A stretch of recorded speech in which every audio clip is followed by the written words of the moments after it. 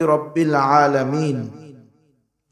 আল্লাহুম্মা সাল্লি আলা মুহাম্মাদিন নাবিয়্যিল উম্মিয়্যি ওয়া আলা আলিহি ওয়া আসহাবিহি ওয়া সাল্লিম তাসলিমা।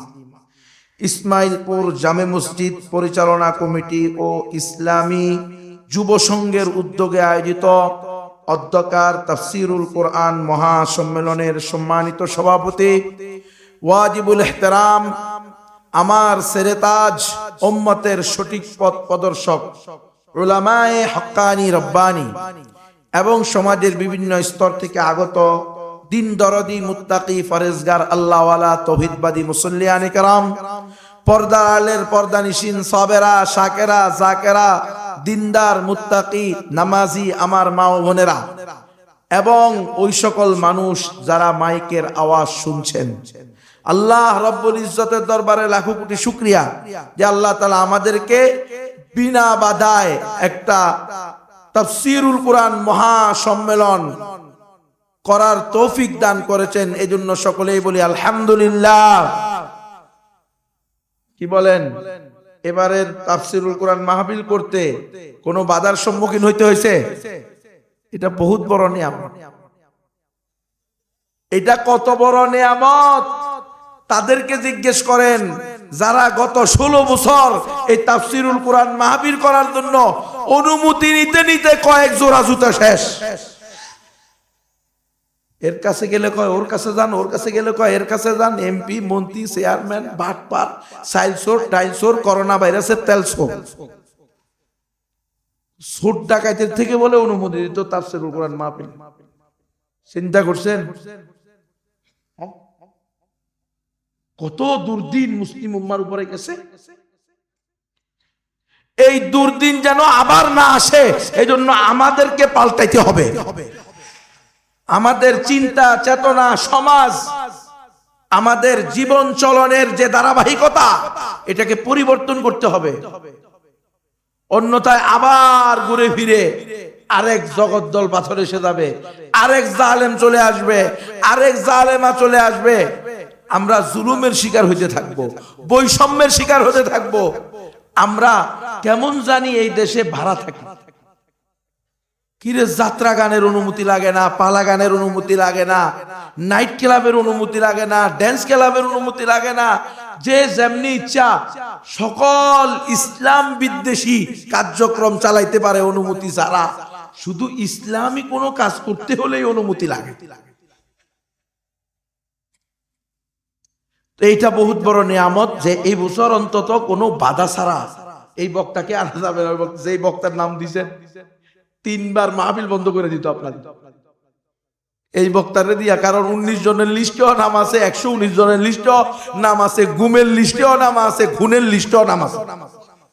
এমন বক্তা দাওয়াত দিছে। তো আপনাদের আর বুঝেন নাই মাহফিল তাফসীরুল কোরআন মাহফিল করতেন, সব লিস্টে নাম আছে। আন্তর্জাতিক ইহুদি খ্রিস্টানদের চক্র তাদের কাছেও নাম আছে, আর জাতীয় গাদ্দার রাষ্ট্রীয় সন্ত্রাসদের কাছেও নাম আছে। তো আল্লাহর কাছে আমরা শুকরিয়া আদায় করি যে আল্লাহ তাআলা এই দুর্দিন আমাদের উপরে যেটা চেপে বসছিল এটা থেকে আল্লাহ তাআলা আমাদেরকে মুক্তি দান করেছেন সাময়িক, আলহামদুলিল্লাহ। আংশিক এটাকে স্থায়ী করতে হলে, পরিপূর্ণ বিজয় আনতে হলে, পরিপূর্ণ স্বাধীনতা আনতে হলে আমাদেরকে আরো অগ্রসর হতে হবে। ইসলামী যুব সংঘকে রক্ত দিতে হবে, জান দিতে হবে, প্রয়োজনে কল্লা দিতে হবে, প্রয়োজনে কল্লা নিতে হবে। ইসলামের পরাজয় মেনে নেওয়া যাবে না। ইসলাম এবং মুসলমানের বিজয়কে ধরে রাখতে হবে।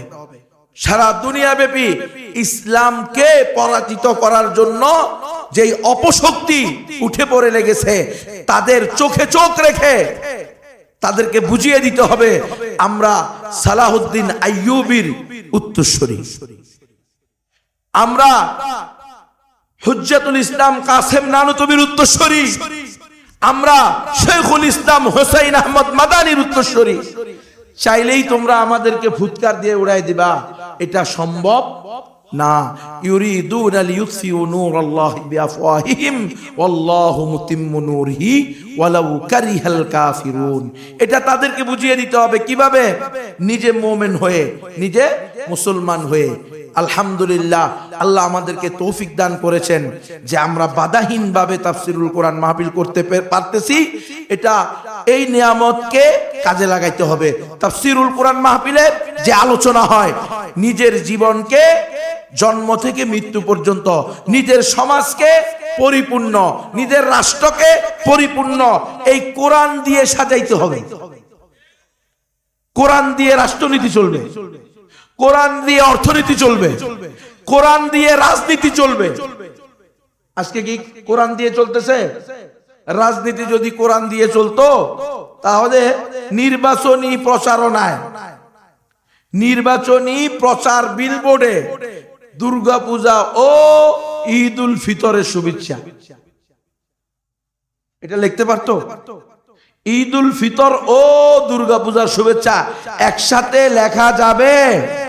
কোন মুসলমান লেখলে তার ঈমান থাকবে? এই কাজও এই দেশে হইতেছে। কেন? ওই যে আমরা গতানুগতিক জীবন যাপন করতেছি।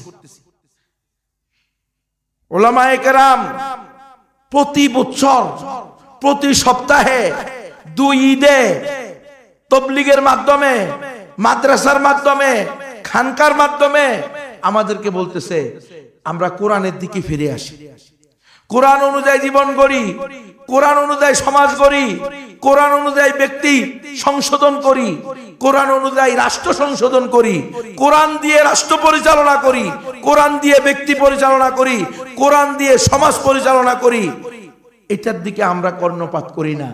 আমরা ইহুদি খ্রিস্টানদের দেওয়া, তারা যেভাবে আমাদেরকে বাইন্ডিং করে দিয়েছে, ফসলুদ্দিন আনিদ দাওলা, দিন আর রাষ্ট্র দুইটা আলাদা বানায় দিছে। রাষ্ট্র চলবে কুফরি তরিকায়, দিন চলবে ইমানি তরিকায়। মানে আপনার ব্যক্তিগত ইসলাম আপনি মানতে পারবেন, মসজিদ আপনি দিতে পারবেন, মাদ্রাসা আপনি করতে পারবেন, খানকা আপনি করতে পারবেন, আপনার বাবা মারা গেলে আপনি কোরআন খতম দিতে পারবেন, কিন্তু আপনি কোর্ট কাছারিতে ইসলামের কথা বলতে পারবেন। আপনি ব্যাংক ব্যালেন্স চালানোর ক্ষেত্রে, পরিচালনার ক্ষেত্রে সেখানে কোরআনের সিদ্ধান্ত এর কথা বলতে পারবেন না।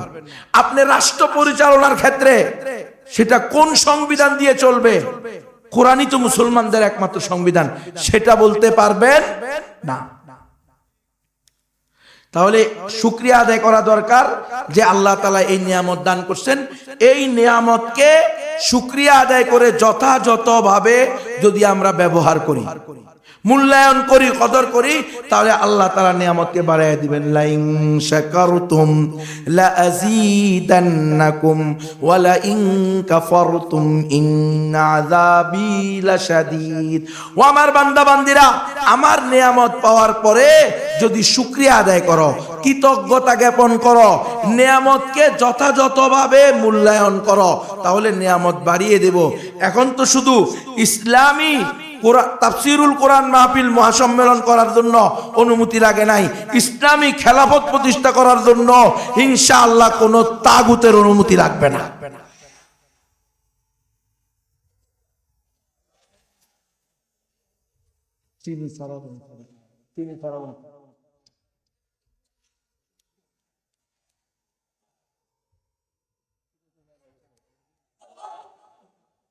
তাহলে এখন আমরা আমাদের জীবনকে কোরআন অনুযায়ী পরিচালিত করব তো ইনশাআল্লাহ?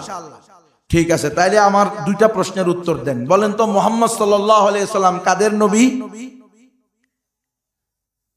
কোরআন কাদের হেদায়েত গ্রন্থ? আমাদের। কোরআনও আমাদের, মুহাম্মদ সাল্লাল্লাহু আলাইহি ওয়াসাল্লাম আমাদের। এখন কোরআনের তাফসীর হইতেছে, আমরা কোরআনকে জিজ্ঞেস করি যে হে কোরআন, তুমি কাদের হেদায়েত গ্রন্থ? তো কোরআন বলতেছে শাহরু রমাদান আল্লাযী উনজিলা ফীহিল কুরআন হুদাল লিল মুসলিমিন। ওই দেখছেন নি লোকমা দিছে, লোকমা। আপনাদের দেশে কি বলে? লোকমা বলেনি? সারা বছর তো লোকমা কি জিনিস সাধারণ মানুষরা বুঝেন না, অন্তত রমজান মাসে তো বোঝা যায়। তারাবি পড়লে পিছন থেকে আবেশ সাবে কি দেয়? লোকমা দেয়নি মানে কি? মানে হুজুর আপনার কেরাতে ভুল হইছে, আপনি যে পড়ছেন এটা সঠিক না, হুদাল্লিল মুসলিমিন না, হুদাল্লিন নাস। নাস শব্দের অর্থ কি? সমস্ত মানুষ। তাহলে আপনারা একটু আগে উত্তর দিলেন কোরআন আমাদের হেদায়েত গ্রন্থ, এই উত্তর কি সঠিক? না, এই উত্তর সম্পূর্ণ বেঠিক। এটা সঠিক উত্তর না। সঠিক উত্তর হলো কোরআন সমস্ত মানুষের হেদায়েত গ্রন্থ। আমার মাইকের আওয়াজ যদি কোনো অমুসলিম দাদা দিদিরাও শোনেন, আপনাদের এখানে আসেনি অমুসলিম? হিন্দু বৌদ্ধ উপজাতি আছে?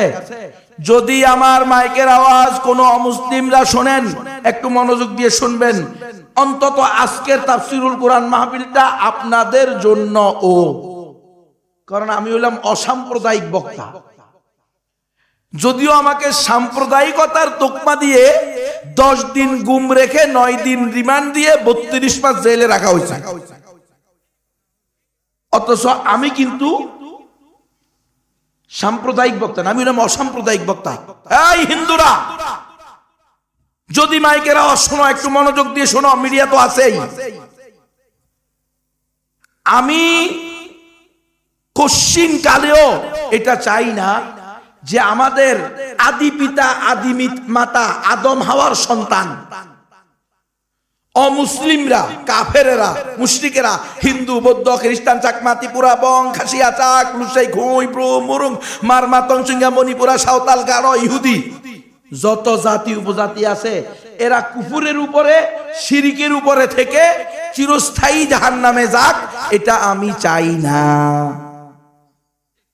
আমি চাই সকল অমুসলিমরাও শাহাদাতাইনের সাক্ষী দিয়ে আশহাদু আল্লাহ ইলাহা ইল্লাল্লাহু ওয়া আশহাদু আন্না মুহাম্মাদান আবদুহু ওয়া রাসূলুহু, আমি সাক্ষ্য দিতেছি এক আল্লাহ ছাড়া কোনো উপাস্য নাই, আমি আর সাক্ষ্য দিতেছি মুহাম্মদুর রাসূলুল্লাহ সাল্লাল্লাহু আলাইহি সাল্লাম আল্লাহর বান্দা এবং সর্বশেষ রাসূল।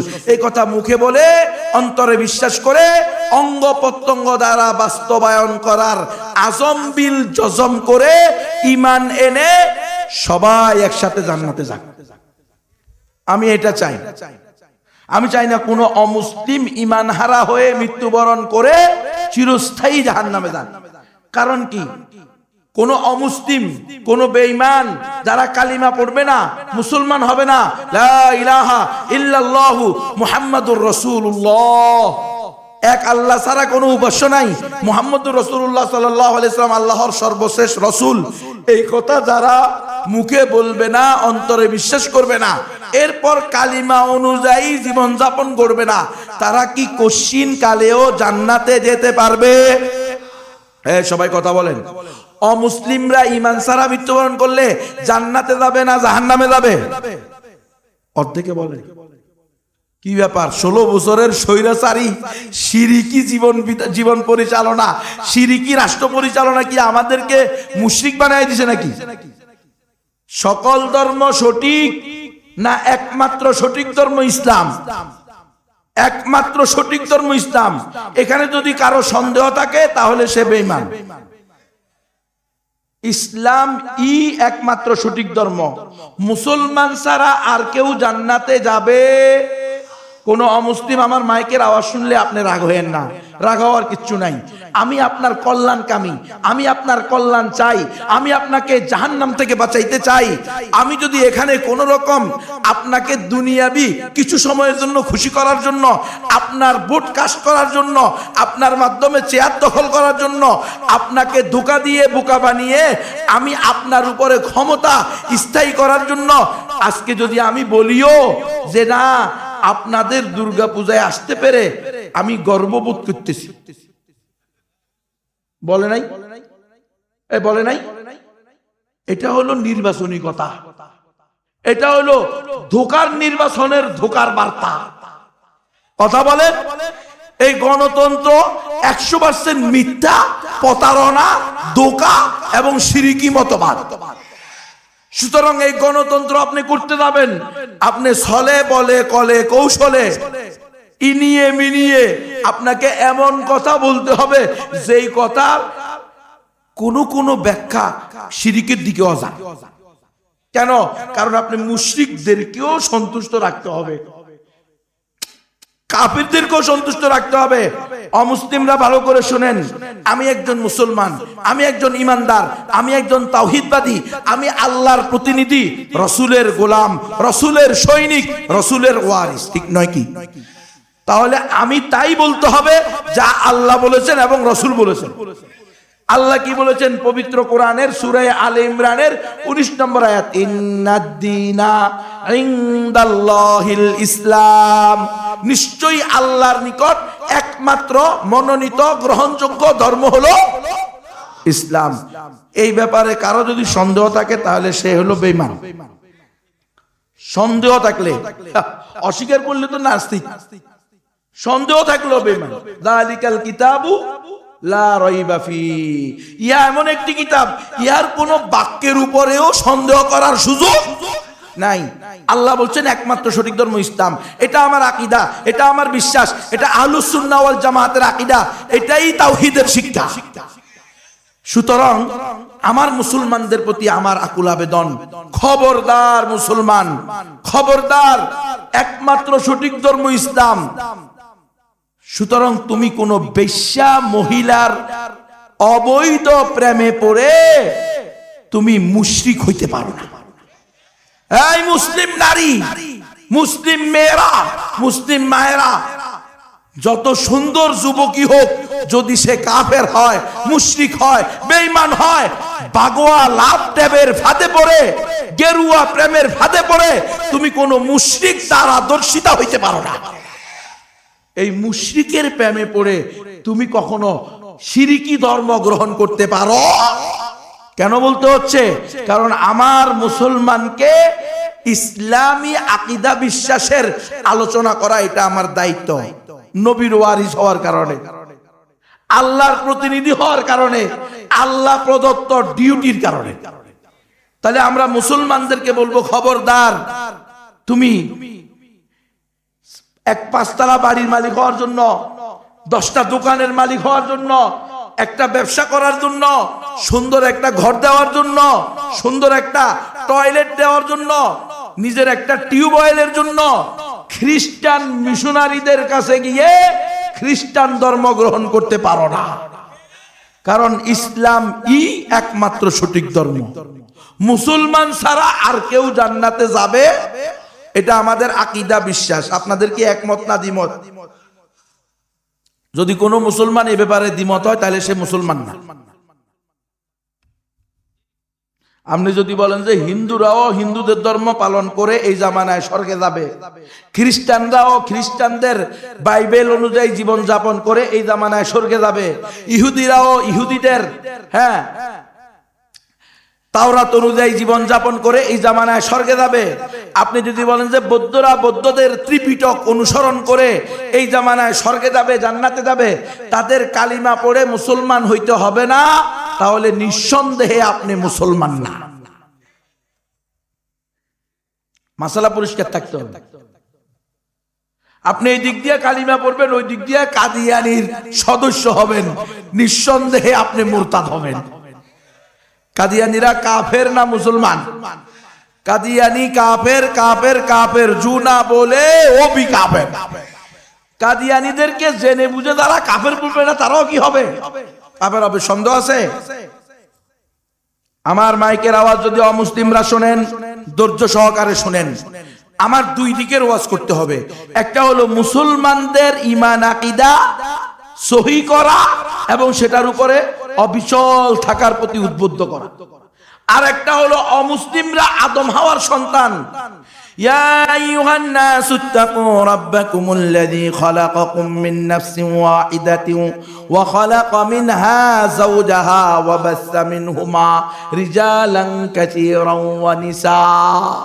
এই দুনিয়ার সমস্ত মানুষেরা, আল্লাহ বলতেছেন ইয়া আইয়ুহান নাস, হিন্দুরা ভালো করে শোনো, অমুসলিমরা ভালো করে শোনো, আল্লাহ বলতেছেন ইয়া আইয়ুহান নাস, এ দুনিয়ার সমস্ত মানুষেরা।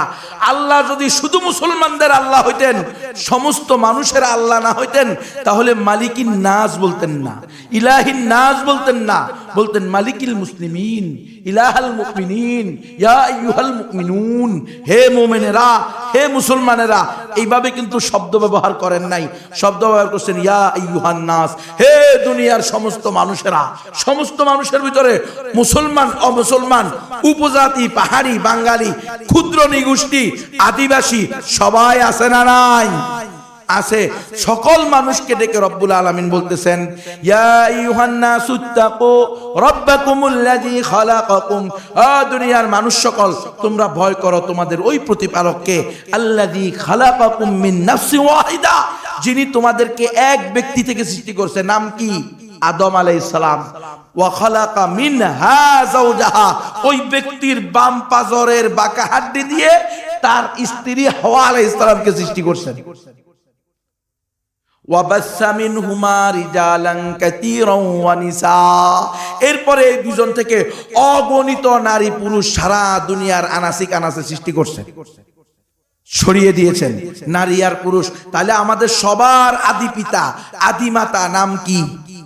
আদম আর হাওয়া। তাহলে আপনাদের এই অঞ্চলের হিন্দুদের আদি পিতা, আদি মাতা কে? কথা বলে না। আদম আর হাওয়া। তারা সেটাকে মনুষ্যতা বলুক আর অন্য যে নামেই বলুক, সংস্কৃত ভাষায় বলুক, ল্যাটিন ভাষায় বলুক, আরবিক ভাষায় বলুক, যে যে ভাষায় বলুক, মূল ইতিহাস যদি কেউ পড়তে চায় তাহলে মানব ইতিহাসের, মানব প্রজন্মের শুরু হলো আদম আর হাওয়া থেকে। তাহলে সারা দুনিয়ার সকল মানুষের আদি পিতা, আদি মাতা আদম হাওয়া। তাহলে অমুসলিমরা আমাদের আদি পিতা, আদি মাতার দিক থেকে রক্ত সম্পর্কের আত্মীয়, আর আত্মীয় আত্মীয়কে ভালোবাসবে। অমুসলিমরা মাইকের আওয়াজ শুনলে ভালো করে শোনো, তোমাদের প্রতি সালাম, আসসালামু আলা মানিত্তাবাল হুদা, শান্তি বর্ষিত হোক হেদায়েত অনুসারীদের উপর।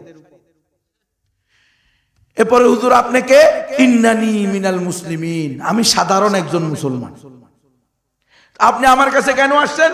অমুসলিমরা শোনো, উবাল্লিগুকুম রিসালাতি রাব্বি ওয়া আনসাহু লাকুম ওয়া আ'লামু মিনাল্লাহি মা লা তা'লামুন, আমি তোমার নিকটে মালিকের বাণী পৌঁছাতে আসছি। ওয়া আনসাহু লাকুম, হে অমুসলিমরা, হে দাদা দিদিরা, আমি তোমাদের কল্যাণকামী।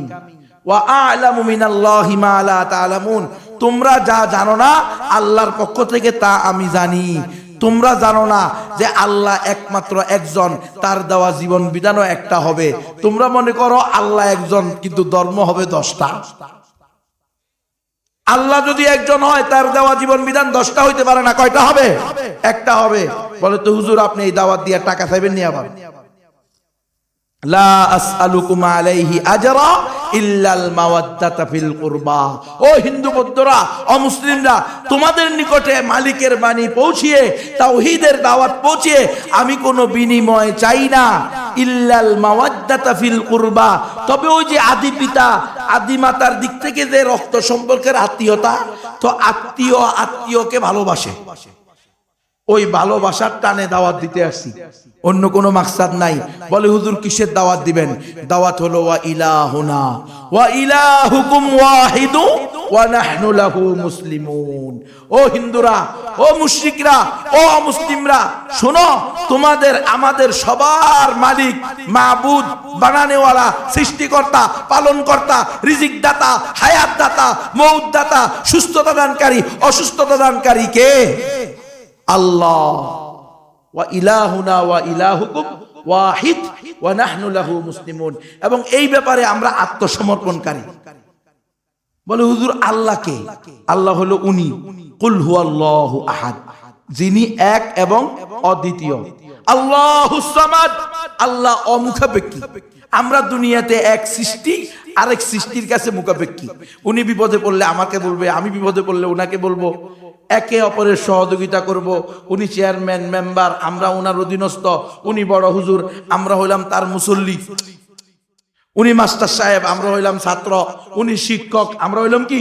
ছাত্র। হয় কি হয় না? এটা হলো দুনিয়াতে আল্লাহ এক মাখলুককে আরেক মাখলুকের মুহতাজ মুখাপেক্ষী করে দিয়েছেন।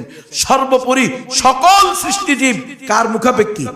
আল্লাহর মুখাপেক্ষী। কিন্তু আল্লাহ যিনি হবেন আল্লাহুস সামাদ, আল্লাহকে কেউ স্বর্ণ দিয়া বানাইতে হবে না, কেউ রূপা দিয়া বানাইতে হবে না, কেউ ঘর দিয়া বানাইতে হবে না, কেউ পিছন দিয়া বাঁশ দিয়া গাছ দিয়া আল্লাহরে দাঁড় করাইতে হবে না।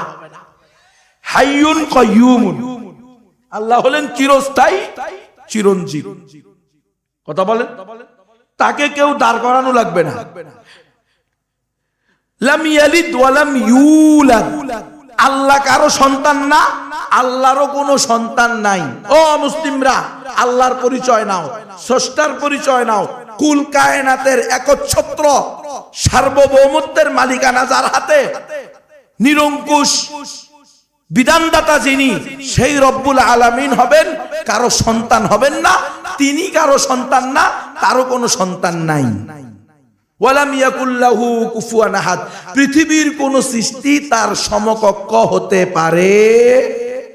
এখন তোমরা আল্লাহকে বাদ দিয়ে যাদেরকে আল্লাহর আসনে বসাও, আল্লাহর ক্ষমতা দাও, আল্লাহর কাছে যা চাওয়ার সেটা যাদের কাছে চাও, তাদেরকে এই সূরা ইখলাসের দাসের মধ্যে ফালায়া মাপো।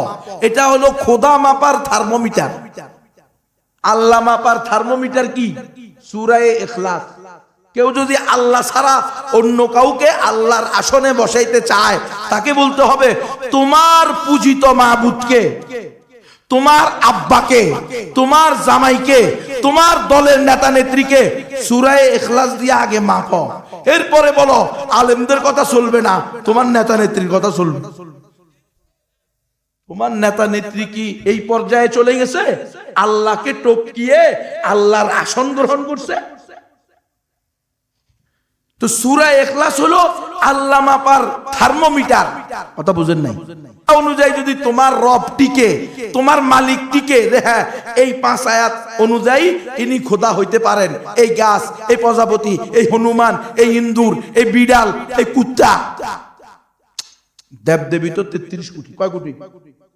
33 কোটি। তো আমরা 33 কোটি গণেন দেই, দুনিয়ার এমন কোন সৃষ্টি বাকি থাকবে না। 33 কোটি যদি দেবদেবী হয়, তো ওই গাছে বাঁশ, মরা বাঁশও খোদা হবে, এই কাপ পিরিজেরও খোদা কইতে হবে। আপনি গণেন না 33 কোটি। যাই হোক, অমুসলিম ভাইদেরকে এই দাওয়াতটা পৌঁছানো আমাদের দায়িত্ব। অমুসলিম ভাই বোনেরা দাওয়াত পাওয়া তাদের অধিকার, গ্রহণ করবে কি করবে না সেটা কার হাতে? আল্লাহর হাতে। ইন্নাকা লা তাহদি মান আহবাবতা ওয়ালাকিন্নাল্লাহা ইয়াহদি মান ইয়াশা।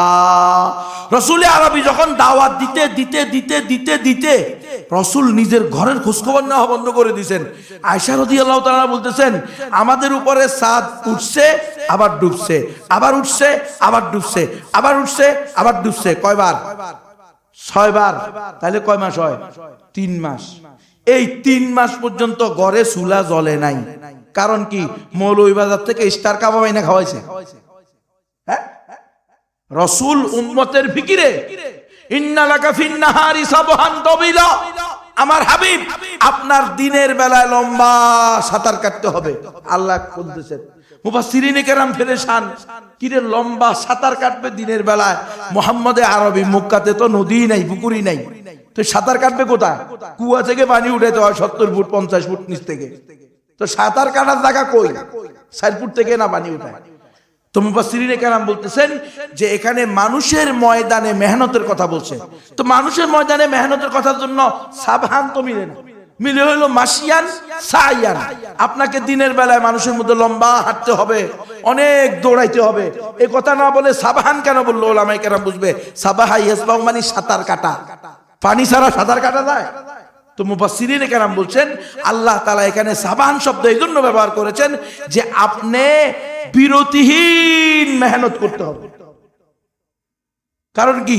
আপনি ওই যে যদি আপনি লম্বা দৌড়ান, লম্বা হাঁটেন, আপনি চাইলে গাছের নিচে ইট মাথায় দিয়ে আধা ঘন্টা কি করতে পারবেন? বিরতি দিতে পারবেন, ঘুমাইতে পারবেন, ক্লান্তি দূর করতে পারবেন। কিন্তু সাঁতার এমন জায়গায় হয় যেখানে বিরতি দেওয়ার কোনো সুযোগ মানে বিরতিহীন।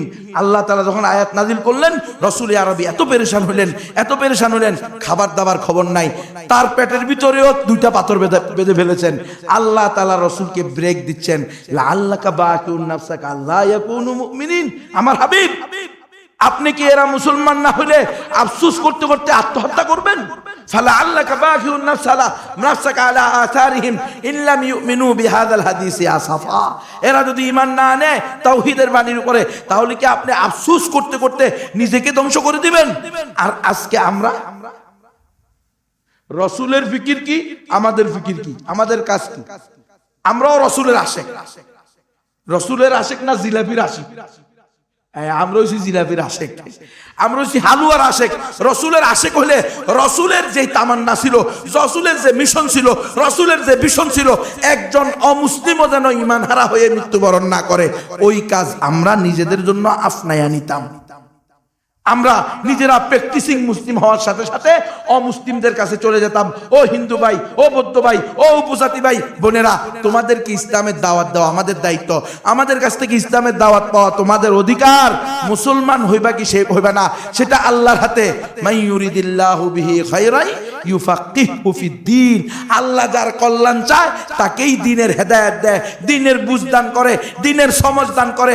তো হেদায়েত দান করা, সমঝ দান করা রব্বুল আলামিনের কাজ, কিন্তু আপনার আর আমার কাজ man to man, door to door দাওয়াত পৌঁছিয়ে দেওয়া। কেন অমুসলিমদেরকে দাওয়াত আমরা কেন দিব? এক নম্বর হলো কোরআন সমস্ত মানুষের জন্য হুদাল লিন্নাস। মুহাম্মদ আরবির ব্যাপারে আল্লাহ তাআলা বলতেছেন, কুল ইয়া আইয়ুহান নাস ইন্নী রাসূলুল্লাহি ইলাইকুম জামিয়া। হে আমার হাবিব, আপনি বলেন এই দুনিয়ার সমস্ত মানুষেরা। আল্লাহ বলেন ইয়া আইয়ুহাল মুসলিমুন ইয়া আইয়ুহাল মুমিনুন, হে মুমিনেরা, হে মুসলমানেরা, আমি তোমাদের কাছে নবী। বলছেন হে দুনিয়ার সমস্ত মানুষেরা, আমি তোমাদের নিকটে আল্লাহর পক্ষ থেকে সর্বশেষ রাসূল। আমাদেরকে বলেছেন কুনতুম খায়রা উম্মাতিন উখরিজাত লিন্নাস, ও উম্মতে মুহাম্মদী, উম্মতে মুসলিমা, তোমরা সর্বশ্রেষ্ঠ উম্মত। কেন তোমাদেরকে উখরিজাত লিন্নাস, সমস্ত মানুষের কল্যাণে বের করা হয়েছে। আল্লাহ নিজেকে বলেছেন মালিকিন নাস ইলাহিন নাস রব্বুল আলামিন, সমগ্র বিশ্বজগতের রব মালিক কে? আল্লাহ। তাহলে আমাদের কোরআন, আমাদের নবী, আমরা নিজেরা আমাদের রব সমস্ত মানুষের। আর আজকে আমরা ভুল ধারণা নিয়ে বসে আছি, নবী শুধু আমাদের নবী, কোরআন শুধু আমাদের আসমানি গ্রন্থ। যেমনি ভাবে আমাদের অমুসলিম ভাই বোনেরাও আবহমান কাল আমাদের সাথে একসাথে থাকতেছে, উঠা বসা, লেন দেন, চলা ফেরা, ব্যবসা বাণিজ্য সব কিছু একসাথে হচ্ছে, কিন্তু শুধু সবচেয়ে দামি সম্পদ দ্বীনের আদান প্রদান হচ্ছে না। আমাদের সবচেয়ে বড় দায়িত্ব অমুসলিমদের কাছে ইসলামের দাওয়াত পৌঁছায়া দেওয়া। ইন্নাল্লাহা ইয়া'মুরুকুম আন তুআদ্দুল আমানাতি ইলা আহলিহা।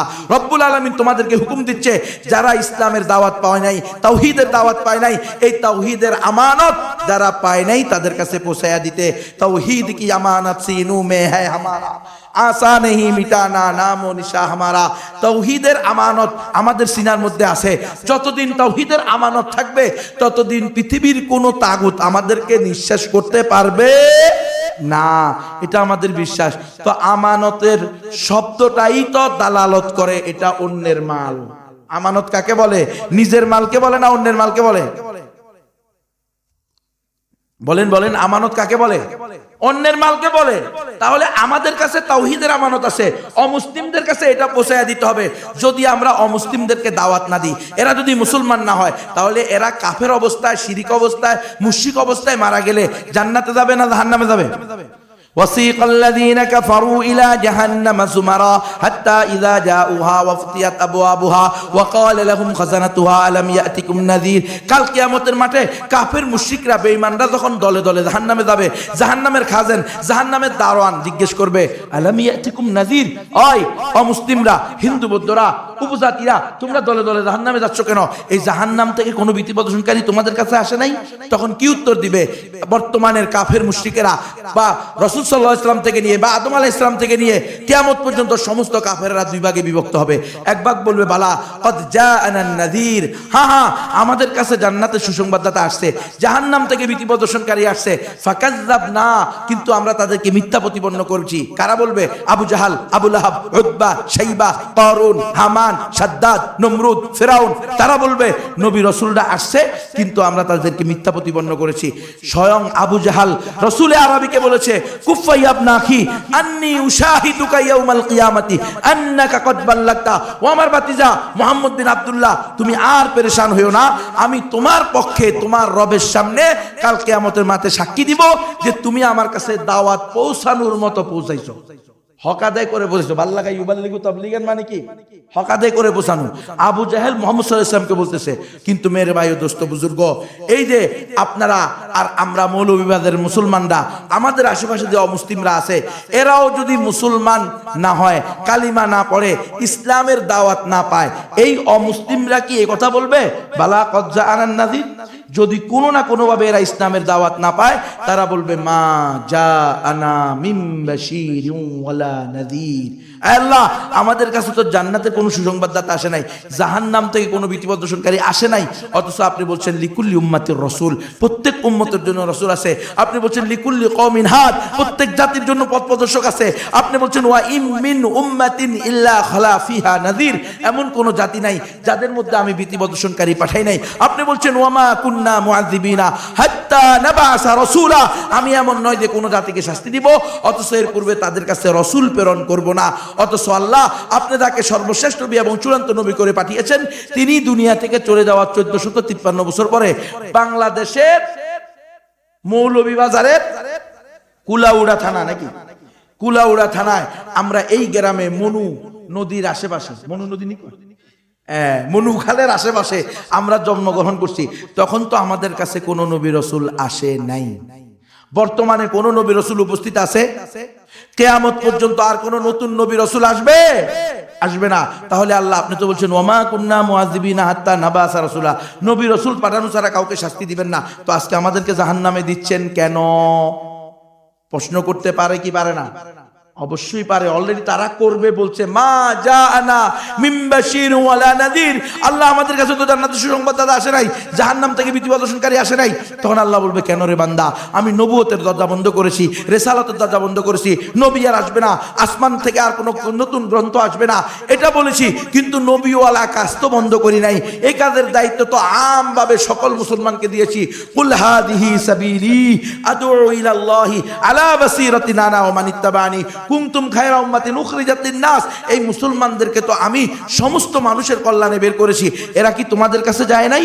তখন আপনার আর আমার সমসাময়িক এই এলাকার হিন্দুরা, এই মাইকের আওয়াজ যদি কোনো হিন্দুরা শোনো, কেন এই কথাগুলো বলতেছি, তোমরাই আমাদের বিরুদ্ধে বলবা না আল্লাহ এই যে মাওলানা সাহেব, এই যে মুহাদ্দিস সাহেব, এই যে সভাপতি সাহেব, এই যে সেক্রেটারি সাহেব, এই যে প্রধান বক্তা, বিশেষ বক্তা, তৃতীয় বক্তা, চতুর্থ বক্তা, এই যে সাধারণ মুসলমান, মুসলিম নারীদের বিরুদ্ধে হিন্দু নারীরা, মুসলিম পুরুষদের বিরুদ্ধে হিন্দু পুরুষরা, মুসলমানদের বিরুদ্ধে অমুসলিম নরনারীরা বলবে আল্লাহ এই মুসলমানদের সাথে আমরা একই গ্রামে জন্মগ্রহণ করছি, আল্লাহ একই এলাকায় বসবাস করেছি, একই খেতে চাষাবাদ করেছি, একই রাস্তা দিয়ে চলাফেরা করেছি, একই বাজারে বাজারঘাট করেছি, একই চা বাগানে আমরা চাকরি করেছি, একই নদীতে গোসল করেছি, একই পুকুরে মাছ ধরেছি।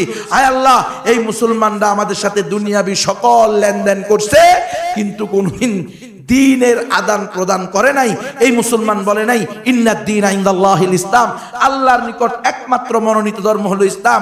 এই মুসলমান বলে নাই ওয়া মান ইয়াবতাগি গায়রাল ইসলামি দীনান ফালান ইউকবালা মিনহু ওয়া হুয়া ফিল আখিরাতি মিনাল খাসিরিন। যে ব্যক্তি ইসলাম ছাড়া অন্য কোন ধর্মকে, অন্য কোন মতকে, অন্য কোন দর্শনকে, অন্য কোন ইজমকে, অন্য কোন মতবাদকে ধর্ম হিসেবে গ্রহণ করবে, সেটা আল্লাহর নিকট গ্রহণযোগ্য না এবং সে কাল কিয়ামতের মাঠে চিরস্থায়ী ক্ষতিগ্রস্তদের মধ্যে অন্তর্ভুক্ত হবে। আয় আল্লাহ, আমরা মনে করতাম সকল ধর্ম সঠিক, প্রত্যেকে নিজ ধর্ম পালন করে স্বর্গে যাবে, কিন্তু এই মুসলমানরা জানতো না আল্লাহ একজন, তার দেওয়া জীবন বিধান একটা, মুসলমান ছাড়া আর কেউ জান্নাতে যাবে না। আয় আল্লাহ এই মুসলমানরা যদি দাওয়াত দিত হয়তো বা আমরা ঈমান আনতাম। বলবে কি বলবে না? অবশ্যই বলবে। মুসলমান অমুসলিমদেরকে দাওয়াত না দিলে আমরা দুইভাবে ক্ষতিগ্রস্ত। একটা হলো আখিরাতে আমাদের বিরুদ্ধে তারা মামলা করবে মা জাআনা মিন বাশীর ওয়ালা নাযীর। এটা আমি আপনাদেরকে কোরআনের আয়াত দিয়ে বললাম। এরপরে বাস্তবতায় আসেন, আমরা দাওয়াত দিতে গিয়েছি বান্দরবন জেলার লামা থানার লাইনজিরি ইউনিয়নের মিরিঞ্জা এলাকায়। 1 থেকে 1,500 ফুট উপরে উঠে পাহাড়ি পথ, যখন 1.5 কিলোমিটার সামনে গিয়েছি, সেখানে গিয়ে একটা জাতি পেয়েছি, মুরুং জাতি, বান্দরবন, রাঙ্গামাটি, খাগড়াছড়ি, 3 পার্বত্য জেলা, চট্টগ্রামের 3টা পাহাড়ি জেলা নাম হলো কি? বান্দরবান, রাঙ্গামাটি, খাগড়াছড়ি। এখানে 11টা নিগোষ্ঠী থাকে: চাকমা, ত্রিপুরা, বং, খাসিয়া, চাক, লুসেই, খুঁই, ব্রু, মুরুং, মারমা, তংচুঙ্গিয়া। এই 11টা জাতি আপনারা সবাই এখন চাকমা মারমা, চাকমা মারমা না, প্রত্যেকের আলাদা আলাদা জাতি আছে, প্রত্যেকের আলাদা আলাদা ভাষা আছে, প্রত্যেকের আলাদা আলাদা ধর্মীয় সংস্কৃতি আছে। প্রত্যেকের স্বজাতির মধ্যে বিয়ে করে, অন্য জাতির মধ্যে বিয়ে করতো না। 50 বছর আগেও এমন ছিল, নিজেরা নিজেদের মধ্যে আত্মীয়তা করতো, অন্যদের কাছে আত্মীয়তা করতো না।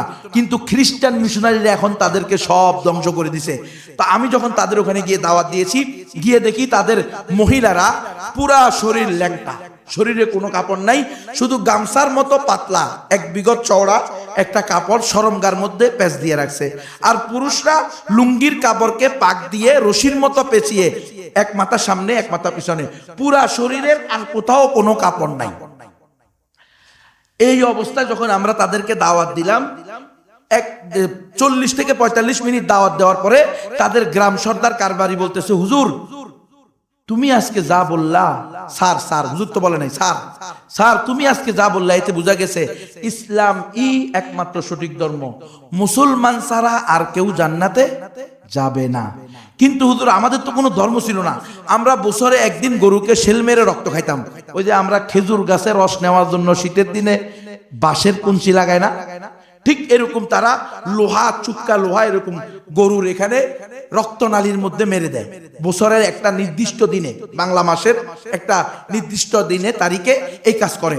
তো ওই যে যখন চুক্কা একটা লোহা মারে তার রক্তনালীর মধ্যে, তখন ফিনকি দিয়ে রক্ত বের হয় না, ওই রক্তটা তারা পান করে। এই হলো তাদের ধর্মীয় উৎসব, সারা বছর একদিন। কেন? বলে আমাদের মধ্যে প্রসিদ্ধ ছিল গরু আমাদের নবীর কিতাব খেয়ে ফেলছে, এই জন্য আমরা গরুকে শাস্তি দিই। বুঝেন? এটা মুরুং জাতি, মুরুংদের হুজুর আমরা এইভাবে আমাদের ধর্ম পালন করতেছিলাম। কিন্তু 7 সমুদ্র 13 নদী পাড়ি দিয়ে এই সাদা চামড়ার মানুষগুলো আমাদের কাছে আসছে। ওই সাদা চামড়ার মানুষ এনজিওরা, BRAC, ASA, Caritas, UNICEF, UNDP, HEED Bangladesh, Good News Bangladesh, RD, RSS, SKS, Bureau Bangladesh, Prism Bangladesh, Page Bangladesh, Uddipan Bangladesh, Prottyashi Bangladesh, Proshika Bangladesh, গাগ Bangladesh, রিক বাংলাদেশ, শক্তি বাংলাদেশ, মুক্তি বাংলাদেশ, স্বনির্ভর বাংলাদেশ, গ্রামীণ ব্যাংক বাংলাদেশ। 95,000 এনজিও আছে। 68,000 গ্রামে 95,000 এনজিও। আমি এখনো 95টার নামও বলি নাই। বুঝেন? আপনি যদি হকের দাওয়াত না দেন, তাহলে বাতিলের দাওয়াতের টার্গেটে পরিণত হবে। আপনি হয়তো দায়ী হবেন, না হয় মাদউ হবেন। আল ইয়াদুল উলিয়া খায়রুম মিন ইয়াদিস সুফলা, দেনে ওয়ালা হাত লেনে ওয়ালা হাতের চেয়ে উত্তম।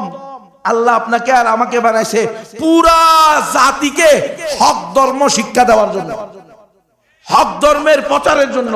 যখন আপনি আর আমি হক ধর্মের প্রচার বন্ধ করে দিয়েছি, আমলান কৌলান, নিজেও প্র্যাকটিসিং মুসলমান না, আমলি মুসলমান না, আবার মুখ দিয়েও অন্যকে দাওয়াত দিই না, তাহলে আমলিও নাই, কৌলের দিক দিয়েও নাই। তখনই তারা আমাদেরকে টার্গেট করেছে। 2000 সালের রিপোর্ট, বাংলাদেশে 1 কোটির বেশি মুসলমান খ্রিস্টান হয়ে গেছে। আমাকে সে বলতেছে, হুজুর এই মাত্র 15 বছর আগে এই 7 সমুদ্র 13 নদী পাড়ি দিয়ে এসে এই খ্রিস্টান মিশনারির লোকেরা, সে মিশনারি বলে নাই, সে বলছে সাদা চামড়ার লোকেরা আমাদেরকে বুঝাইলো এটা কোনো ধর্ম না, প্রকৃত ধর্ম হলো যীশু খ্রিস্টের ধর্ম, পিতা পুত্র পবিত্র আত্মা, ফাদার সন দি হলি স্পিরিট। বাইবেল অনুযায়ী জীবন গড়ো, তৃত্ববাদে বিশ্বাস করো, দুনিয়াতে শান্তি, আখেরাতে মুক্তি পাইবা। এই কথা বলে মাত্র 15 বছর আগে খ্রিস্টান মানেছে। অথচ হুজুর গত 50 থেকে 70 বছর ধরে আমরা এখানে মুসলমানদের সাথে সহাবস্থান করি। মুসলমানরা আমাদের সাথে উঠা বসা, লেনদেন, ব্যবসা বাণিজ্য, চাকুরি বাকুরি সব জায়গায় একসাথে কাজ করে। কোনোদিন তো কোনো মুসলমান এই দাওয়াত দেয় নাই। কি বলেন? আজকে আমার মতো মাহমুদ গুনবী মোল্লার কাছে যদি এই প্রশ্ন হয়, কাল কিয়ামতের মাঠে রব্বুল আলামিনের কাছে কেমন প্রশ্ন হবে? আপনারা আমার সমসাময়িক এই অমুসলিমরা যদি বলে, আল্লাহ এই মুসলমানের সাথে আমি 10 বছর একসাথে পড়ালেখা করছি, এই হুজুরের সাথে আমার 60 বছরের পাশাপাশি প্রতিবেশী ছিলাম, হুজুর থেকে পানি পোড়া নিতাম। অনেক হিন্দু আসে কিন্তু পানি পোড়া নেই, আল্লাহ আমি পানি পোড়া নিতাম ওনার থেকে। এই মুসলমান আমার 30 বছরের ব্যবসায়ী পার্টনার, এই মুসলমানের দোকান আর আমার দোকান পাশাপাশি ছিল। মেয়েরা মেয়েদের বিরুদ্ধে বলবে, পুরুষরা পুরুষদের বিরুদ্ধে বলবে। আল্লাহ, এই মেয়ে বান্ধবীর সাথে আমার মহিলা হিন্দু বলবে, আমার হিন্দু মহিলা বলবে আমার খুব ভালো সম্পর্ক ছিল, তার বাড়িতে কোনো ভালো জিনিস পাকাইলে আমার জন্য সে নিয়ে আসতো, আমার বাড়িতে ভালো পিঠা বানাইলে আমি তার জন্য নিয়ে যেতাম। পাশের বাড়ি হিন্দু মুসলমান, এরকম বাড়ি আছে না? এই বাড়ি মুসলমানের, এই বাড়ি হিন্দুর, একই বর্ডারে আছে না নাই? এই গ্রামেই আছে। তখন যখন লবণ শেষ হয়ে যায়, মাসিস শেষ হয়ে যায়, ম্যাচ, আপনারা কি বলেন, ম্যাচ শেষ হয়ে যায়, পাশের বাড়িতে জানা ভাবি মাসিসটা শেষ হয়ে গেছে, একটা আগুন দেন। ভাবি লবণ শেষ হয়ে গেছে, একটু লবণ দেন, আপনার ভাই আনলে কালকে দিয়ে দিব। যায় না? তাহলে দুনিয়াবি সকল লেনদেন হইলো, ক্রিকেট খেলাও হইলো, ফুটবল খেলাও হইলো, শিশুকালও কাটাইলা, বৃদ্ধকালও কাটাইলা, কিন্তু কোনোদিন তাকে ইসলামের দাওয়াত দিলা না। এটা কি কোনো মানবতা হলো? কারণ তুমি জানো, তুমি বিশ্বাস করো, সে যদি মুসলমান না হয়, কালিমা না পড়ে, তাহলে সে চিরস্থায়ী জাহান্নামে যাবে। কোনো সন্দেহ আছে? কোনো সন্দেহ নাই। মুসলমান শোনেন, অমুসলিমরা যদি আমরা, এই মাইকের আওয়াজ কোনো অমুসলিম শুনলে ভালো করে শোনো, তোমাদেরকে যদি আমরা ইসলামের দাওয়াত না দিই, তাহলে তোমরা আমাদের বিরুদ্ধে অভিযোগ করবা। স্বয়ং আল্লাহ বলছে, তোমরা বলবা মা জাআনা মিন বাশিরিন ওয়ালা নাযীর, কোন সুসংবাদদাতা আসে নাই, কোন ভীতি প্রদর্শনকারী আসে নাই। এই যে বাবরি মসজিদ ভাঙছে না 1996 সালের 6 ডিসেম্বর, বাবরি মসজিদ ভাঙছে না? বাবরি মসজিদকে সর্বপ্রথম যে ব্যক্তি আঘাত করছে, উপরে উঠে মিনারে কুড়াল দিয়ে আঘাত করছে, তার নাম হলো বলবীর সিং। পরবর্তীতে সে মুসলমান হয়েছে, আলহামদুলিল্লাহ। মুসলমান হওয়ার পরে তার নাম হচ্ছে মাস্টার মুহাম্মদ আমের রাহিমাহুল্লাহ রাহমাতান ওয়াসিআ। মুসলমান হওয়ার পরে সে বাংলাদেশেও আসছে, 2016 সালে বাংলাদেশে আসছে। 15 দিন ছিল, আমি ছিলাম তার খাদেম। আপনাদের দোয়ার বরকতে আমাকে, আমাদের দাওয়াতুল ইসলাম সংগঠন আছে সারা দেশব্যাপী, আমরা অমুসলিমদের মাঝে দাওয়াতি কাজ করি, মশওয়ারার ভিত্তিতে তার সাথে সফরসঙ্গী হিসেবে আমাকে দেওয়া। তো মাস্টার মোহাম্মদ আমের বাংলাদেশে আসছে, যে লোক বাবরি মসজিদ প্রথম শহীদ করছে। বাবরি মসজিদ যখন সে শহীদ করে, তখন শেখুল হাদিস আল্লামা আজিজুল হক সাহেব রহমতুল্লাহি আলাইহি, শেখুল হাদিস আল্লামা আজিজুল হক সাহেব রহমতুল্লাহি আলাইহি, বর্তমান শেখুল হাদিস মামুনুল হক সাহেবের আব্বা, উনি 7 লক্ষ মুসলমানকে নিয়ে অযোধ্যা অভিমুখে লং মার্চ করছে, গিয়ে খুলনার 0 পয়েন্টে কি করছে, সমাবেশ করছে। ওই দিন থেকে ওই খুলনার 0 পয়েন্টের নাম দেওয়া হয়েছে বাবরি চত্বর। কি নাম? বাবরি চত্বর। সেখানে এক ব্যক্তি শেখুল হাদিস সাহেবকে 1 একর বা 1 কানি জায়গা দিছে, যে হুজুর আপনি এখানে একটা বাবরি মসজিদ করেন। ওই মসজিদও হয়েছে। যখন মাস্টার মোহাম্মদ আমের বাংলাদেশে আসছে, বলবীর সিং সে যখন বাংলাদেশে আসছে, তখন খুলনার উলামায়ে কেরাম, বেফাকের মহাসচিব, এই চেয়ারম্যান আল্লামা শাহ আহমদ শফি রাহিমাহুল্লাহ রাহমাতান ওয়াসিআ, উনার মাধ্যমে বেফাকের মহাসচিব আব্দুল কুদ্দুস রাহিমাহুল্লাহকে আব্দুল জব্বার জাহানাবাদী, আব্দুল জব্বার জাহানাবাদী রহমতুল্লাহ আলাইকে বলতেছেন যে তুমি যে কোনো ভাবে একটা প্রোগ্রাম ওই জায়গায় দাও। খুলনায়, খুলনার উলামায়ে কেরাম বিশেষভাবে ধরছে, কারণ বাবরি চত্বর সেখানে, বাবরি মসজিদ সেখানে প্রতিষ্ঠা করছে শেখুল হাদিস সাহেব। ওটা একটা ঐতিহাসিক জায়গা। বাবরি মসজিদকে শহীদ করার কারণে মুসলমানরা লং মার্চ করছে, 7 লক্ষ মুসলমানের সমাবেশ হয়েছে, জমায়েত হয়েছে, বাবরি মসজিদের আদলে একটা মসজিদ হয়েছে, সেখানে উনি যান। পরে আমরা বাধ্য হয়ে ওনার ওখানে একটা প্রোগ্রাম দিতে হয়েছে। আমি যেহেতু সফর সঙ্গী, গিয়ে দেখি হাজার হাজার মুসলমান, লাখের উপরে হবে মুসলমান, এরকম স্টেজ বানাচ্ছে আরো উঁচা করে। আমরা সেখানে নামার পরে হায় রে আল্লাহ, কোন রকম যান বাঁচাইয়া পুলিশে পাহারা দিয়ে আমাদেরকে টেনে হেসড়ে উপরে উঠেছে। আমি তো জুতা উনারটা আমারটা বগলে নিয়ে কোন রকম উনার পাশ দিয়ে হেঁটে গিয়ে উপরে উঠছি। মানুষ লাল গোলাপের শুভেচ্ছা, হ্যাঁ লিল্লাহে তাকবীর, হ্যাঁ খুলনাবাসীর পক্ষ থেকে এই সেই দিয়ে উনাকে কি করতেছে, আপনারা যেটা করেন আমরা যেটা করি সাধারণত, এটা করে উনাকে উঠেছে। বসানোর পরে উনি হামদ সানার পরে যে কথাটা বলতেছেন মুসলমান, এটা হলো টু দা পয়েন্ট, এটা হলো মূল কথা। আপনাদেরকে আমি বুঝাইতেছি যে কোন কথাটা। উনি বলতেছে, হে বাংলাদেশের মুসলমানরা, আমি শুনেছি বাবরি মসজিদ ভাঙ্গার পরে আপনারা এখানে লং মার্চ করেছেন, 7 লক্ষ মুসলমান জমায়েত হয়েছেন, বাবরি চত্বর নাম দেওয়া হয়েছে এটাকে। আজকে আপনারা আমাকে লাল গোলাপের শুভেচ্ছা দিয়েছেন, বিভিন্ন প্রকার ফুল মারছেন, আমাকে আপনারা চেয়ারে বসাইছেন। আমার বাবার বয়সী, চাচার বয়সী, ওস্তাদের বয়সী লোকেরা এখানে আছে, আমার সে মেধাবী, আমার সে তাকওয়া তহারতওয়ালা, আমার সে এলেমওয়ালা এখানে বসে আছেন, আমাকে চেয়ারে বসেছেন কেন? একমাত্র ঈমানের দৌলতের কারণে, ঈমানের বরকতে। হে বাংলাদেশের মুসলমানরা, আমি বাবরি মসজিদ শহীদ করেছি, নিঃসন্দেহে আমি পাপী, এতে কোনো সন্দেহ নাই, আমি রব্বুল আলামিনের কাছে ক্ষমা চাই।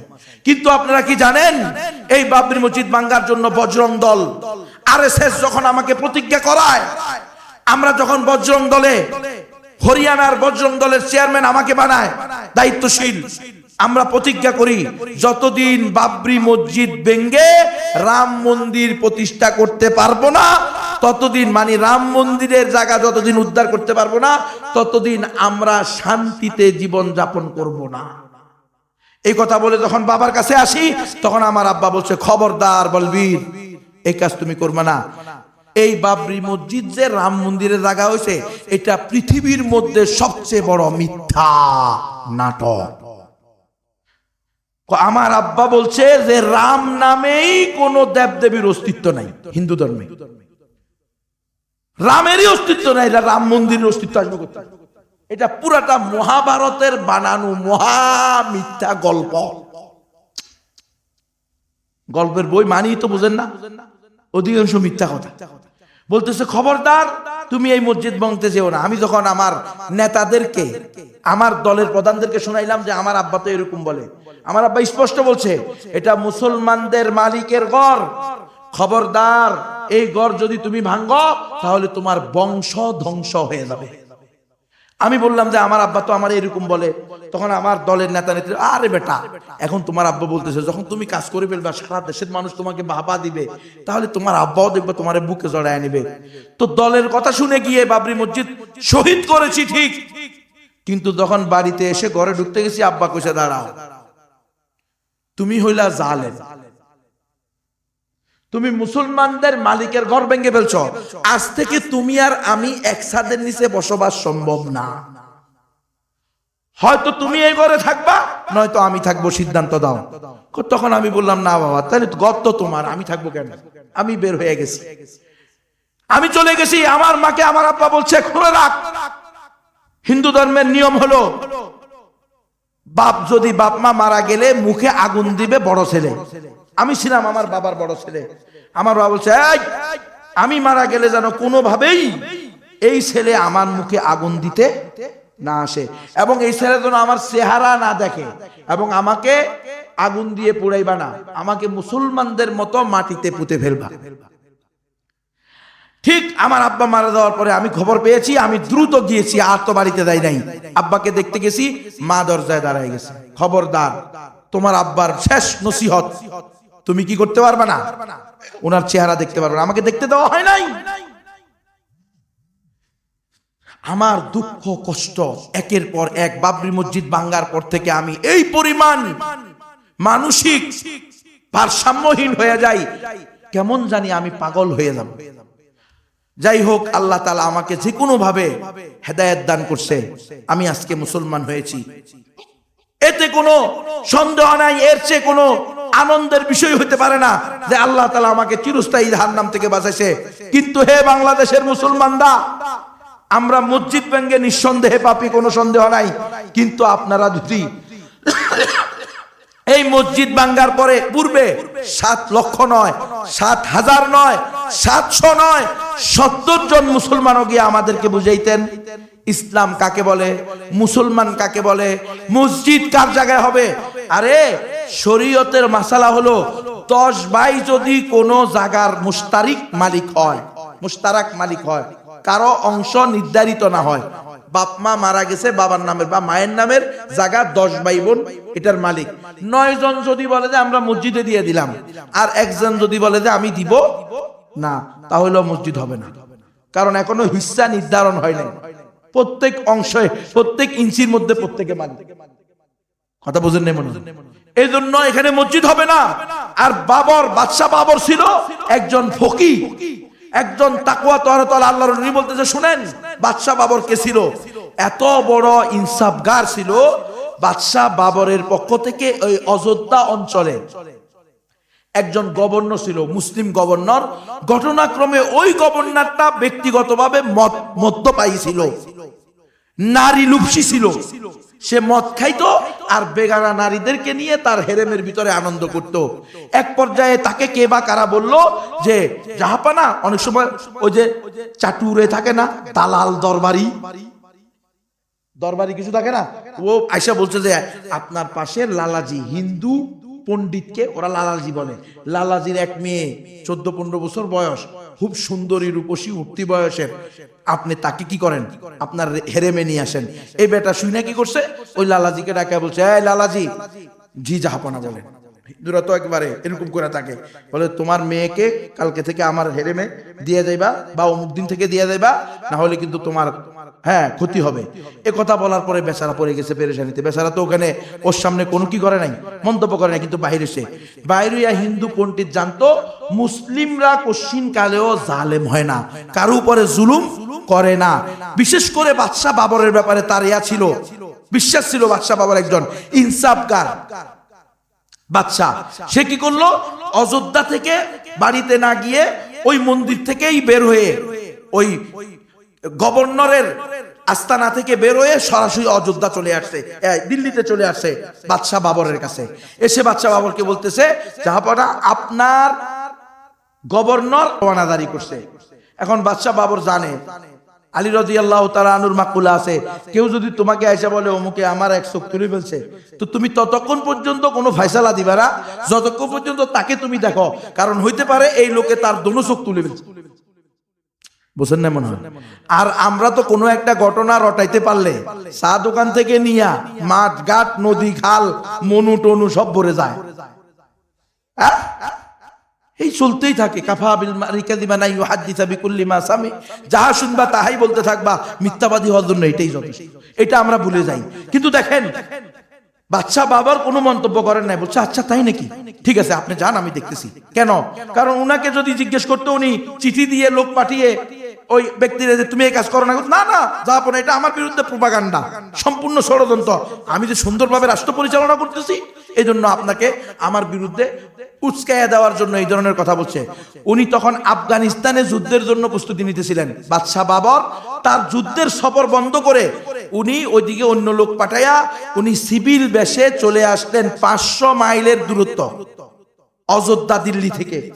উনি সেখানে চলে আসলেন একদম ডাইরেক্ট অযোধ্যাতে এসে সিভিল বেশে সাধারণভাবে এসে ওই গভর্নরের হেরেমে গিয়ে উঠছেন, গিয়ে বলতেছেন সরি ওই লালাজি হিন্দুর বাড়িতে গিয়ে উঠছে, গিয়ে বলতেছে লালাজি তুমি একটা পালকি নাও, পালকির ভিতরে আমাকে ঢুকাও, এরপরে পালকির পর্দা টেনে দাও। পালকি তো ওনারা দেখছে মুরব্বীরা, পর্দা টেনে দিত, দরজা দিয়ে দিলে তো গরম লাগবে, অনেক সময় এই জন্য পর্দা দিয়ে রাখতো।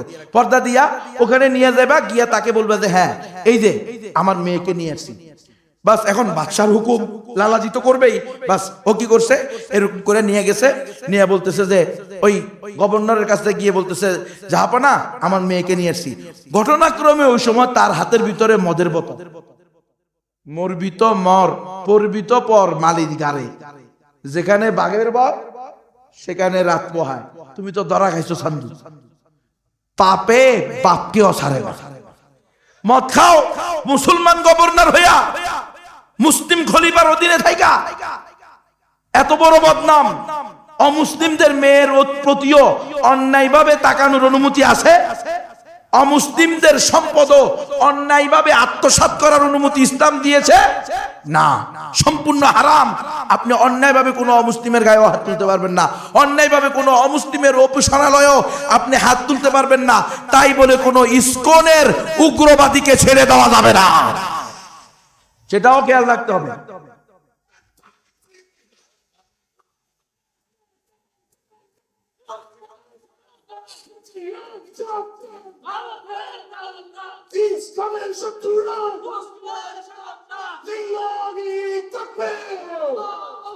এই মুসলমান, আমরা মুসলমান, আমরা জানি একের বোঝা অন্য বহন করবে না, যে অন্যায় করবে তার শাস্তি হবে, ঠিক নয় কি? চট্টগ্রামের মুসলমানকে যে হত্যা করছে তার শাস্তি হতে হবে, যারা হত্যা করছে তাদের শাস্তি হতে হবে। যদি তারা জামাতগতভাবে করে, জামাতগতভাবে ফাঁসিতে ঝুলতে হবে, আর ব্যক্তিগতভাবে করলে ব্যক্তিগতভাবে তাকে অবশ্যই কেসাস দিতে হবে। এর বাইরে কোনো রাস্তা নাই। আমরা ধৈর্য ধরতেছি, আমাদের ধৈর্য দ্বারা, আমাদের সহনশীলতা, আমাদের চুপ থাকাকে যদি দুর্বলতা মনে করো, নরেন্দ্র মোদী তোমার দিল্লির মসনদেও কালিমার পতাকা উড়িয়ে দিব ইনশাআল্লাহ। অপেক্ষা করো, আপনারা সতর্ক হবেন। আপনারা সীমান্ত এলাকার লোক, আপনাদের এই এলাকায় সীমানায় এসে ওরা আস্ফালন করে, রাস্তা বন্ধ করে দিবে, এই বন্ধ করে দিবে, পেঁয়াজ বন্ধ কর, তোর পেঁয়াজ তোর মরিচ তুই খা, তোর গরু তোর মা তুই খা।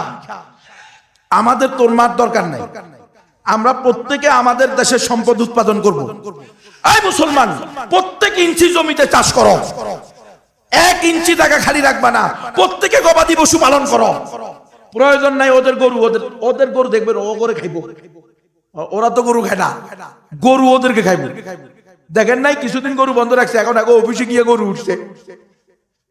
খালি গরুর মুখ খেলে হবো না, গরু তো করে খাইবো। আমাদের দরকার নাই, আলহামদুলিল্লাহ। ইন্না আরদাল্লাহি ওয়াসিয়া, আল্লাহর জমিন কি প্রশস্ত। বেটা দেখ, এই বিশ্বের সুপার পাওয়ার হইতেছে ভবিষ্যতে আফগানিস্তান। ও মানে 1500 প্রকার খনিজ সম্পদ আল্লাহ দিছে। কয় প্রকার রে? আমি বাংলাদেশ সরকারকে বলবো, অনতিবিলম্বে আফগানিস্তানের সাথে সকল প্রকার কূটনৈতিক সম্পর্ক জোরদার করো। আফগানিস্তান থেকে সকল প্রকার সম্পদের ব্যবসায়ী রাস্তা চালু করো। আফগানিস্তানই হবে আগামী ভবিষ্যতের বিশ্বের সকল প্রকার সম্পদের যোগানদাতা। আমেরিকা পর্যন্ত ঘুরতেছে তালেবানরা। আপনারা তো সঙ্গী না, সন্ত্রাসী না, আপনারা হলেন মহান যোদ্ধা। আমাদেরকে একটু সুযোগ দেন, কত লিথিয়াম দেন, লিথিয়াম। রাশিয়া ঘুরতেছে, চীন ঘুরতেছে, হাত্তাকে এই গুজরাটের কসাই সবচেয়ে বেশি ব্যবসা করতেছে আফগানিস্তানে। খবর নেন আপনারা মিডিয়ার মাধ্যমে। আর আম করে কয়, আরে বেটা আমরা মুসলমান, আমাদেরকে ইন্ডিয়া খাওয়ায় না, দিল্লি খাওয়ায় না, ওয়াশিংটন খাওয়ায় না, আমাদের খাওয়ায় আল্লাহ। আমাদেরকে খাওয়ানোর মালিক কে? আল্লাহ। এই ইয়াকিন রাখো মিয়া, ওয়ালাউ আন্না আহলাল কুরা আমানু ওয়াত্তাকাউ লাফাতাহনা আলাইহিম বারাকাতিম মিনাস সামাই ওয়াল আরদ। রব্বুল আলামিন বলছে, যদি কোন জনপদবাসী ঈমান আনার মতো ঈমান আনে, তাকওয়া অবলম্বন করার মতো তাকওয়া অবলম্বন করে, আসমান জমিনের খাজানা খুলে দিব। আমরা তো মুমিন না, আমরা হলাম মুনাফিক। এইজন্য আমাদের সমস্যা। যাও গ্যাস একটু পাইছেন, সেটাও কোবালে জুটে না, জুটবো করতে গিয়ে। দেখেন আমাদের দেশে পাথর, এই যে আপনাদের সিলেটে আল্লাহর কুদরত, বৃষ্টি হইলেই পাথর এসে মাঠ কাঠ পুকুর নদী খাল ভরে যায়। আমাদের দেশে আল্লাহ রিজিক পাঠিয়ে দিয়েছে, আমাদের দেশের মুসলমানরা এই পাথর তুলে, এই দেশের জনগণ এই দেশের পাথর তুলে, মুসলমান অমুসলমান যারাই এই দেশে আছে তারা এগুলো তুলে বিক্রি করতেছে, রিজিকের আল্লাহ তাআলা ব্যবস্থা করতেছে। দেখ, এমন গোলাম সরকার বসায় দিছে, স্বৈরাচারী এমন বৌরে সরকার বানাইছে এই দেশে। করব কে বলছে না? ওনার সাথে আমাদের স্বামী স্ত্রীর সম্পর্ক বলছে নি, কথা বলো না কেন? তার মন্ত্রী বলছে, আমি বললে সমস্যা কোথায়? তার মন্ত্রী বলছে যে আমাদের সাথে ইন্ডিয়ার সাথে স্বামী স্ত্রীর সম্পর্ক। এই জন্য আল্লাহ কয়, স্বামী স্ত্রী এত দূরে থাকি, কাছাকাছি থাক। স্বামী স্ত্রী এত দূরে থাকলে এটা কি হকাদায়? আনা ইংদা জন্নি আব্দি বি। আল্লাহ কয়, আমার ব্যাপারে তুমি যেমন ধারণা করবা, তোমার সাথে আমার মুআমালা তেমন হবে। তুমি এই দেশকে ভালোবাসো নাই, এই দেশের জনগণকে ভালোবাসো নাই, এই দেশের ঈমান ইসলামী চেতনাকে ভালোবাসো নাই, তুমি কাফের মুশরিকদেরকে ভালোবাসো, কাফের মুশরিকদের সাথে রক্তের সম্পর্ক করছো, আত্মীয়তার সম্পর্ক করছো। কিভাবে বলে, বেশ্যার ঘরে বেশ্যা, বেলাদার ঘরে বেলাদা, বেহায়ার ঘরে বেহায়া। কয় ইন্ডিয়াকে এমন দেওয়া দিছি জীবনেও বলতে পারবো না, জীবনেও বলে না এটা কি। আল্লাহ বুঝার তৌফিক দান। খবরদার, দালালিরও একটা সীমা আছে, অতিরিক্ত দালালি করিও না। কখনো দিল্লি, কখনো ওয়াশিংটন, ঘুরে ফিরে সেকুলারিজম। দুইটা ছাড়ো, সেকুলারিজম ছাড়ো, ওয়াশিংটন ছাড়ো, দিল্লি ছাড়ো, তাওহীদবাদী হও, খেলাফত প্রতিষ্ঠা করো। এই দেশে খেলাফত প্রতিষ্ঠা হবে ইনশাআল্লাহ। এই নরেন্দ্র মোদী শোন, ইসকনের সন্ত্রাসীরা শোন, কি কুমার ওর নাম, দাস, চিন্ময় কুমার দাস না, চিন্ময় প্রভু আছে আবার মহাপ্রভু, ও তো মহা শিশু দর্শক। ওর এলাকা আপনি খবর নেন, চট্টগ্রামে যেখানে সে থাকতো, ওর এলাকার একটা মহিলা মুসলমান হয়েছে। ওই মহিলা আমার স্ত্রীরে বলছে যে আপা এই এই এই এই লোক আমাদের এলাকার, সে আমাদের এলাকায় থাকতেই মন্দিরের ভিতরে কয়েকবার ধরা খাইছে এই অপকর্মে। নব মুসলিমে বলছে এত বড় নিকৃষ্ট, এটা আবার প্রভু কয় দাস, দাস, দাস কন, দাস, গোলাম, হ্যাঁ দাস কন, অচ্ছুত কন। ওদের ভাষায় আর কি, আমাদের ভাষা না, আমাদের ভাষা আশরাফুল মাখলুকাত, আমরা মানুষকে অচ্ছুত বলি না, নাকি বলে, ওরা বলে। তো এলো দাস, শুনে রাখ ইনশাআল্লাহ অখণ্ড ভারত হবে, কোনো সন্দেহ নাই, কিন্তু গেরুয়া পতাকার তলে নয়, কালিমার পতাকা তলে। অখণ্ড ভারত হবে, কিন্তু কোন মুশরিকের অধীনে নয়, সেটা হবে মুজাহিদদের অধীনে ইনশাআল্লাহ। দিল্লির মসনদেও কালিমার পতাকা পথ করে উঠবে। গজওয়াতুল হিন্দের ঘোষণা রাসূল দিয়ে গেছে, আর সাইফুল ইসলামের রক্ত দিয়ে শুরু হয়েছে।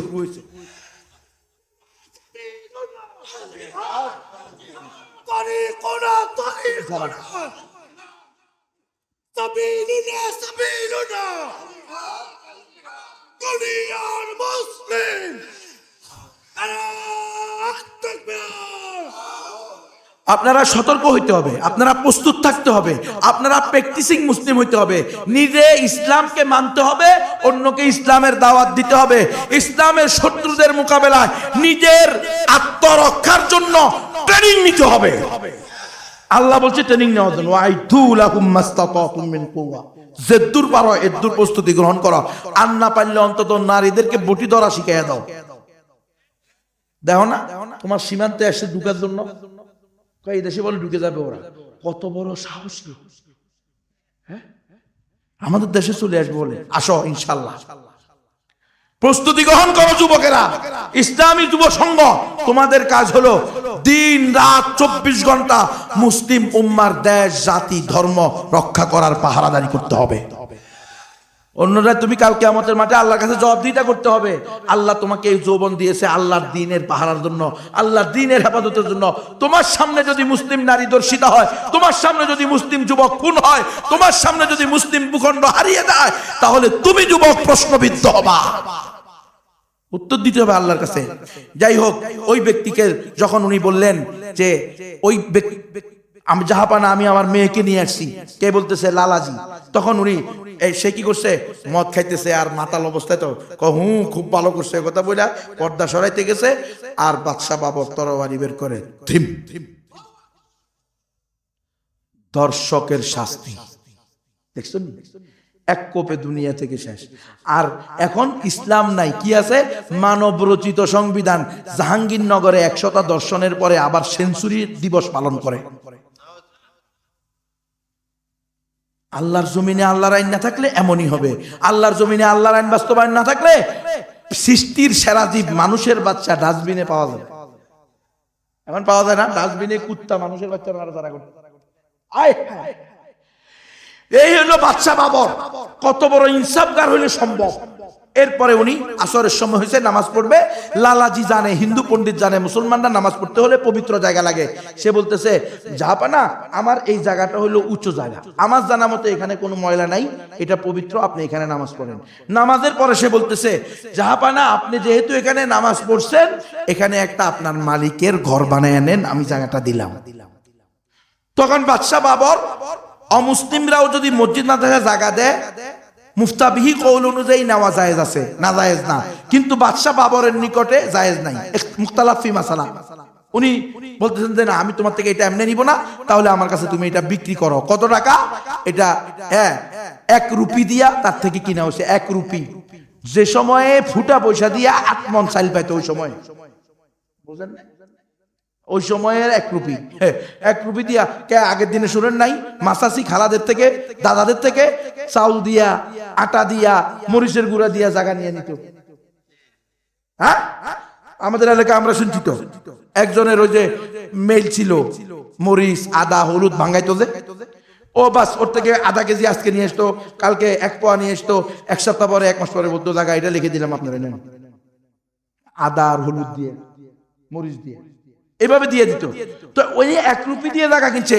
পরবর্তী গভর্নরকে পাঠায়া 1600 রুপি দিয়া বাবরি মসজিদের কাজ শুরু করছে। তাহলে রাম মন্দির কোথায়? বলছে মিথ্যা কথা, এই রাম মন্দির বলে বাবরি মসজিদকে নিয়ে যাওয়া হইতেছে, মুসলমানদের উপরে জুলুম করার একটা রাস্তা খুলছে, মুসলমানদেরকে ভারত উপমহাদেশ থেকে বের করে দেওয়ার একটা ষড়যন্ত্র পায়তারা করছে। এখন দেখেন কত বড় আস্ফালন, বাবরি মসজিদকে রাম মন্দির বানাইতে পারছে। এখন কয় আমাদের কাকরাইল মসজিদও নাকি রামের জায়গা। এটাই স্বাভাবিক। আপনি যখন গোলাম হয়ে যাবেন, পরে নিজের বউ হারাইবেন, নিজের পরিবারও হারাইবেন, নিজের গর্বিটাও হারাইবেন। এই জন্য ঘুরে দাঁড়াইতে হবে মুসলমান। উনি বলতেছেন ওই মাস্টার মোহাম্মদ আমের, নিঃসন্দেহে আমরা গুনাহগার, কোনো সন্দেহ নাই, কিন্তু হে মুসলমানরা, এর পূর্বে আপনারা আমাদেরকে ইসলামের দাওয়াত না দিয়ে আমাদের চেয়ে কোনো দিক দিয়ে কম গুনাহগার নয়। কিয়ামতের মাঠে যদি আমরা বলি যে আল্লাহ আমাদেরকে এই কথা বলে নাই, এই জন্য আমাদের দায়িত্ব দুইটা, আমরা নিজেরা পরিপূর্ণ ইসলাম মানবো, অন্যকে ইসলামের দাওয়াত দিব। এখন দাওয়াত কিভাবে দিবেন? যে কোনো অমুসলিমকে, আমার মাইকের আওয়াজ যদি অমুসলিমরা শোনো, তারা বলবে যে হুজুর তুমি যা বললা এটা তো তুমি তোমার ধর্ম থেকে বলছো, তোমার ধর্মীয় গ্রন্থ থেকে বলছো, আমরা তো তোমার ধর্ম মানি না, তোমার ধর্মগ্রন্থও মানি না, আমরা আমাদের ধর্ম মানি, ধর্মীয় গ্রন্থ মানি। তো আমি বলবো হিন্দুরা আসো, তোমাদের ধর্মের নাম কি? হিন্দু কোনো ধর্মের নাম না, ধর্মের নাম হলো সনাতন, ইসকন, রাধাস্বামী, ব্রহ্মকুমারী, আদ্য সমাজ, নিরঙ্কারী, আরিয়া সমাজ, এমনি ভাবে 14টা আছে। এই দেশের অধিকাংশ হিন্দুরা নিজেদেরকে সনাতন ধর্মের অনুসারী বলে দাবি করে। সনাতন মানি পুরাতন, যা পূর্বে ছিল বর্তমানে আছে ভবিষ্যতে থাকবে, তাদের দাবি। তো আমি বললাম দাদা, তোমাদের নিকটে সবচেয়ে পুরাতন ধর্মীয় গ্রন্থ কি? সনাতন ধর্মের সনাতনী ধর্মীয় গ্রন্থ কি? সেটা হলো বেদ। বেদ হলো 4টা, ঋগ্বেদ, সামবেদ, যজুর্বেদ, অথর্ববেদ। ঋগ্বেদের 10 নম্বর মন্ডলের 114 নং সূক্তের 5 নং মন্ত্রে, কঠ উপনিষদের 2-1 11 নং মন্ত্রে আছে, একং ব্রহ্ম দ্বিতীয়ং নাস্তি নেহনা নাস্তি কিঞ্চন।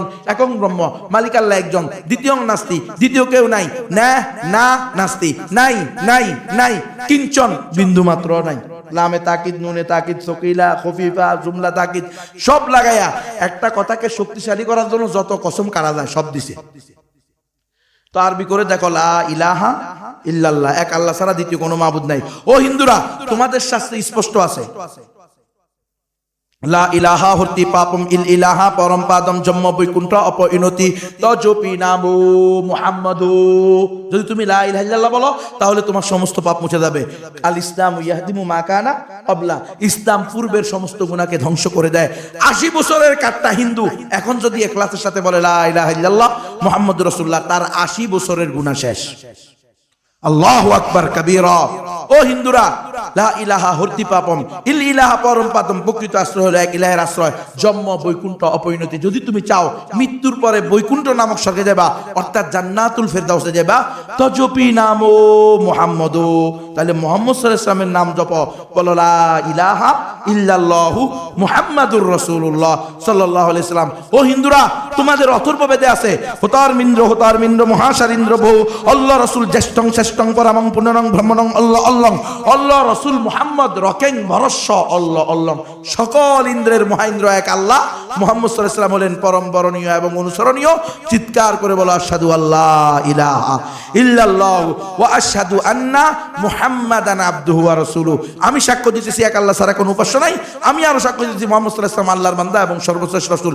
এই কথা মুখে বলো, অন্তরে বিশ্বাস করো, অঙ্গ প্রত্যঙ্গ দ্বারা বাস্তবায়ন করো, দেখবা দুনিয়াতে শান্তি, আখিরাতে মুক্তি। এভাবে দাওয়াত দিতে তৈরি আছেন তো ইনশাআল্লাহ? এখন দাওয়াত দিবেন কেমনে? আপনারা কি দাওয়াত দিতে জানেন? মন্ত্র এগুলো পারেন? মন্ত্র পারেন না, তাহলে কি করতে হবে? আমি বই নিয়ে এসেছি, আমার গাড়িতে বই আছে, আপনার খিদমতে আপনার আমানত, 20 টাকা বইটার দাম। যে কোনো অমুসলিমকে 2-4টা কথা বলে এই বইটা দিবেন। মাওলানা কালিম সিদ্দিকী সাহেব দাঈয়ে ইসলাম ইন্ডিয়া, লক্ষ লক্ষ মানুষ মুসলমান হয়েছে ওনার হাতে। এখন নরেন্দ্র মোদীর সরকার অমুসলিমকে দাওয়াত দেওয়ার অপরাধে তাকে যাবজ্জীবন রায় দিয়া জেলখানায় আটকে রাখছে। উনার লেখা একটা বইয়ের নাম হলো আপ কি আমানত আপ কি সেওয়া মে। আমিও বাংলা করছি, আমি অনুবাদ করছি, নাম দিছি